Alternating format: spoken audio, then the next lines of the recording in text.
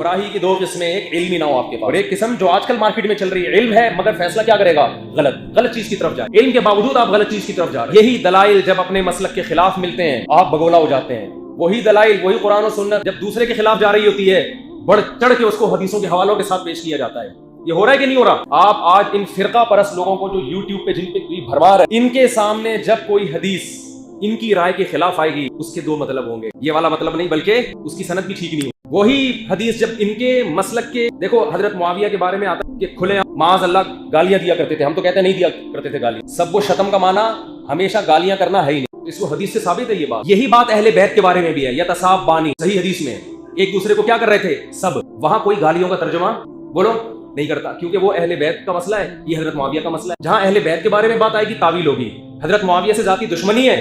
جب حضرت معاویہ کی بات آئے گی تو وہاں وہ مطلب بیان کیا جائے گا جس سے ان کی توہین ہو رہی ہو۔ سمجھتے ہو بات کو کہ نہیں سمجھتے؟ ایک صاحب حضرت معاویہ کے خلاف بہت بولتے تھے، میں نے کہا آپ جو حضرت معاویہ پہ اتنے سارے اعتراضات کر رہے ہیں، مشہور لوگ ہیں جو یوٹیوب پہ بیٹھے، تو اس سے تو معاذ اللہ یہ معلوم ہوتا ہے معاذ اللہ کہ وہ فاسق، کیونکہ اپنے ظالم بیٹے کو حاکم بنایا، معاذ اللہ شرابی کو خلیفہ بنایا ہے۔ بھائی ایسا ہی ہے نا جو یہ اعتراض کرتے ہیں، داماد رسول کے خلاف جنگ لڑی خواہشات کی بیس پہ، اس کی کوئی آپ کی رائے کے مطابق جو اعتراض کر رہے ہیں، جو خلیفہ وقت کے خلاف بغاوت کرے صرف خواہشات کی بیس پہ، وہ عادل ہو سکتا ہے بھائی؟ وہ تو فاسق ہو گیا نا معاذ اللہ۔ لیکن میں نے کہا تمام محدثین حضرت معاویہ سے حدیثیں نقل کرتے ہیں، جبکہ فاسق کی حدیث نقل کرنا جائز نہیں ہے، نقل کریں گے تو ضعیف ہونے کا حکم لگایا جائے گا، جبکہ حضرت معاویہ سے منقول حدیثیں بخاری اور مسلم میں بھی ہیں۔ اور صحیح حدیث کا یہ اصول ہے کہ عادل کی حدیث تو صحیح ہوگی، فاسق کی حدیث صحیح بولو تو فوراً مان لینا چاہیے تھا کہ یار میرا علم امام بخاری سے زیادہ نہیں ہے۔ امام بخاری حضرت معاویہ کو عادل قرار دے گئی تو حدیثیں لے کر رہے ہیں، لیکن فوراً تعویلات شروع کر دیں۔ وہاں عادل سے ایکچولی یہ مراد ہے کہ عادل کا مطلب پتہ نہیں کیا مطلب ہے جو یہ عادل کا مطلب یہ ہے کہ الصحابۃ کلھم عدول،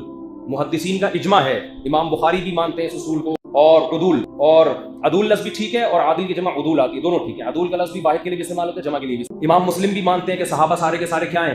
عادل ہیں۔ امام شافعی بھی مانتے ہیں کہ صحابہ عادل، امام جتنے صحاح ستہ کے مؤلف ہیں سب کا اجماع کیا ہے؟ صحابہ سارے کیا ہیں؟ عادل، جن میں حضرت معاویہ بھی ہیں، تبھی ان کے سب محدثین حدیث لے کر آتے ہیں کہ حضرت معاویہ سے یہ روایت ہے کہ نبی نے یوں فرمایا۔ آپ جو حضرت معاویہ پہ الزامات لگا رہے ہو اس سے تو وہ عادل بولو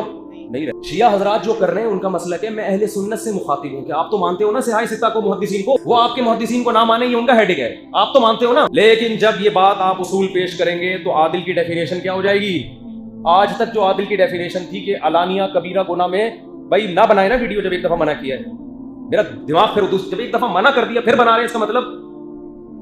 بات سمجھنے کے لیے تیار نہیں، اور اس سے دماغ پھر دوسری طرف جاتا ہے جو ایک کنٹینیو بیان چل رہا ہے۔ تو اب دیکھو وہ جو ایک رو میں بات چل رہی تھی وہ ایسی کی تیسی ہے، تھوڑا سا مجلس کے آداب کا خیال کیا کریں، جب بیان میں بیٹھ کے بتا دیا گیا ہے کہ ویڈیو بنانے کی اجازت نہیں ہے اور یہاں بن رہی ہے ویڈیو، یہ مل جائے گی آپ کو، پھر بار بار اس کی مخالفت کریں گے۔ تو عادل کی جو ڈیفینیشن محدثین آج تک بیان کرتے رہے ہیں وہ ڈیفینیشن یہ لوگ فوراً کیا کر دیتے ہیں؟ چینج۔ تو کلابازیاں کھاتے ہیں یہ لوگ۔ میری جب انجینئر علی مرزا سے ملاقات ہوگی اور یہ ٹاپک بھی میں اچھالوں گا اور اس کو اس کا جواب دینا پڑے گا،